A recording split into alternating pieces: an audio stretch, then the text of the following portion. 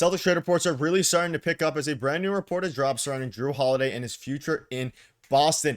And this is particularly surrounding one interesting team. I'm going to break down this report and discuss what this means going forward as things are really starting to heat up for the Celtics and across the NBA. But before you do it all, if you're part of the percentage who aren't subscribed to the channel, your guys' support has been absolutely fantastic. So make sure to hit that subscribe button. And thank you guys again for your continued support. You guys have been beast. Ladies and gentlemen, a lot to go over today. And obviously, the big conversation and talking point right now is the Celtics in the trade market. Kristaps Porziņģis, there's been some rumblings lately about Jaylen Brown after some interesting posts on social media from the Celtics social media team yesterday. But we're going to be focusing on Jrue Holiday today as some new reports from ESPN insider Bobby Marks came out, as well as just some new reports and rumblings in general surrounding the future of Jrue Holiday, as he is arguably the most likely player to be traded away this offseason, along with, of course, Kristaps Porziņģis. But you can see this here. Celtics rumors, two teams lead the race according to Bobby Marks to land Jrue Holiday, and the Celtics could end up trading Jrue Holiday to one of these teams. Now, this is a very interesting one. Now, let's dive into the teams, and there's one in particular that we're going to kind of dive into more, but we'll go over both to begin.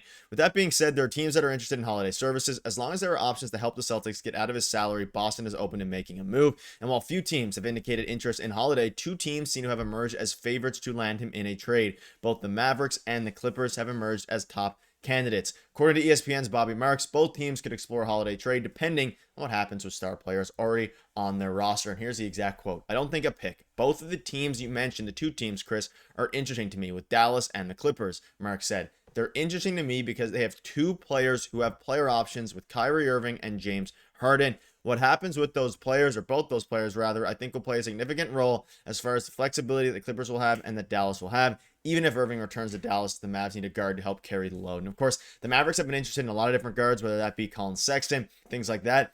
Jrue Holiday would fit the Dallas Mavericks perfectly, and we're going to dive into why here in a minute. But before we get into the Dallas Mavericks side of things, let's dive quickly into the Clippers side. Let me know down below, is there anything from, would you be willing to trade Jrue Holiday to the Clippers? And at this point, the amount of assets you're going to have to get back for Jrue Holiday is not going to be very much, because his contract, although he's a fantastic player, a champion here in Boston, he is on a hefty contract, right? And that's the biggest issue for him. He's on a big contract. He has some years left on his deal. He's in his he's going to be approaching his mid to late 30s by the end of the deal. All these different things.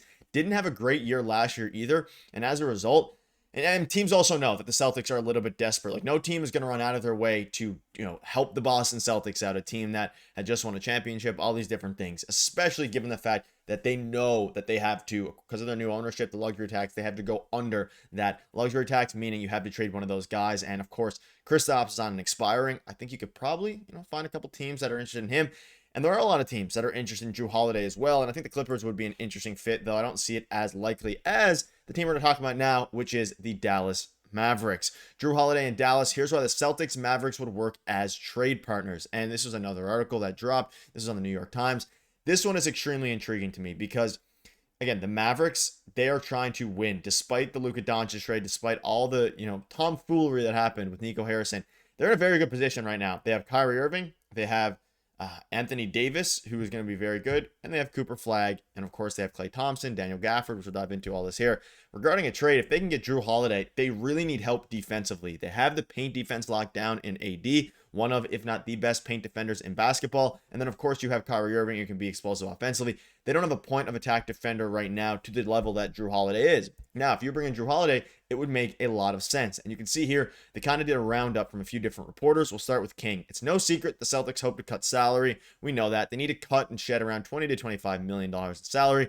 Moving Jrue Holiday in the second paragraph here could make sense for them financially, though he remains one of the NBA's best defenders. He turned 35 last week. And it's interesting. You see this here. They basically asked another reporter, do you agree with that? The Bucks traded for Holiday and immediately won the championship. The same goes for the Celtics. This could happen for the Mavericks. And I think, the teams that are going to be interested in Jrue Holiday services are obviously teams that are going to have the ability to just go ahead and make a move that will put them in a position to. And obviously, it's a very interesting scenario for a team like I mentioned there, the Dallas Mavericks. They obviously have a bunch of different options going forward for how they can compete. Luka Doncic got traded away, and then from there, everyone thought they weren't going to compete. But now, according to these new reports, they're going to be very much involved in a Jrue Holiday trade, but also in a bunch of other deals. Like I mentioned, they're interested in guys like Colin Sexton. They're interested in maybe even trading away one of their centers in Daniel Gafford. And you can see this here. This is from, I believe, Yahoo or MSN. They came up with a mock trade. Now, do I think this mock trade is super likely or super doable? I don't know. This one's a little bit, ridiculous here. However, because of Holiday's expensive contract, it isn't as easy as, it might seem. I don't think that this deal is going to happen, but let me know in the comment section right now. Do you think a deal like this could make sense? Do you think it's in the works? If they want to trade him, and essentially the deal would be Daniel Gafford, Klay Thompson, and Oliver Maximus Prosper, who is a prospect to the, obviously going to the Celtics, and then the Celtics trade away Jrue Holiday and a first-round pick. So in this deal, you'd be giving up a first-round pick, which is a little bit absurd. And I guess the in theory thing here, like, this doesn't really make sense to me, because you're getting back players who are win now to a degree, Daniel Gafford, Klay Thompson, and you're giving up Jrue Holiday, which is fine. You're not really trying to win next season anyway, but then you're also giving up a lottery protected first round pick. Like, I don't think this is going to be the deal. They're basically, but even then, because Klay Thompson's deal has another 2 years in it. So I know your thoughts are on this trade in particular. I wanted to bring it up because I think it's a little bit ridiculous. Will teams have to give up a pick to get Jrue Holiday? I'm not entirely sure, because again, his contract is long. There's teams out there that, can take on that salary. And I think anyone who would want Jrue Holiday at 35 years old, want them to put their team over the top, maybe add some veteran leadership. I think both is true for the Mavericks, though again, they have a lot of veterans there already now in AD and Kyrie to build around Cooper Flagg, and Cooper Flagg is a very, very good defender.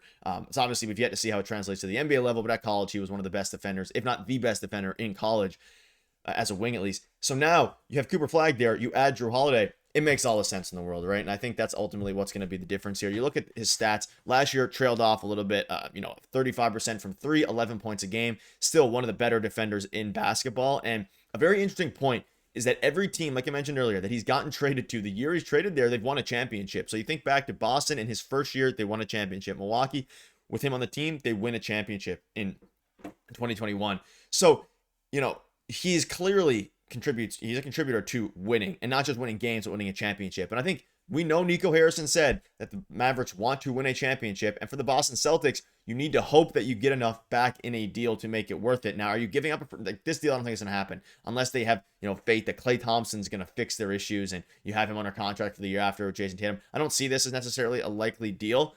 However, it would be, I think, for a deal with, Jrue Holiday, it's going to be interesting to see what they have to give up, because will the Celtics be willing to give up assets to get off of the contract, to get under, or would they rather just make a trade? Because you can do the same thing without giving up Jrue Holiday. If you need to shed 20 to 25 million, of course, Jrue Holiday is making more for longer, or making longer at least.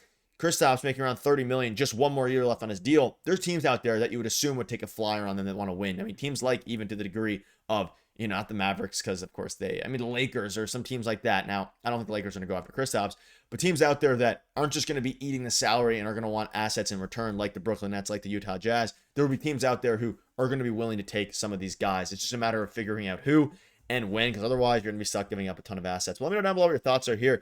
Seems like Jrue Holiday, the Mavericks, is picking up some steam. We're going to keep you up to date with all the latest Celtics news. So make sure to subscribe on you guys. Cheers.